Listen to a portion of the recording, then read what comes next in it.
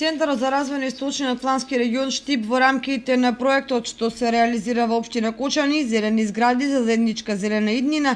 денеска во училишниот двор на основното училиште Никола Карев организираа промотивна кампања за учениците од 5 оделение. Целта на кампањата е да се потикнат учениците да преземат акции за заштеда на електрична енергија и вода, да користат помалку пластика, да се грижат за животната средина, да рециклираат отпад и да се подигне свеста за глобалните климатски промени. Поентата на целата оваа активност е најмладите да се запознаат со тоа што е зелени мерки, како ние можеме да придонесеме во зачувување и заштита на животната средина,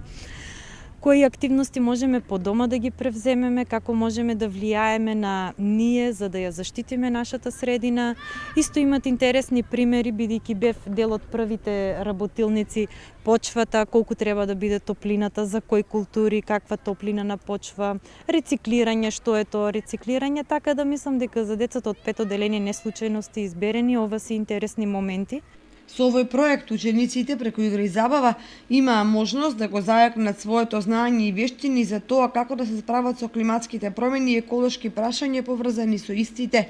За реализација на оваа активност обезбедено е специјално опремено возило, адаптирано за презентација на сите зелени мерки за енергетска ефикасност.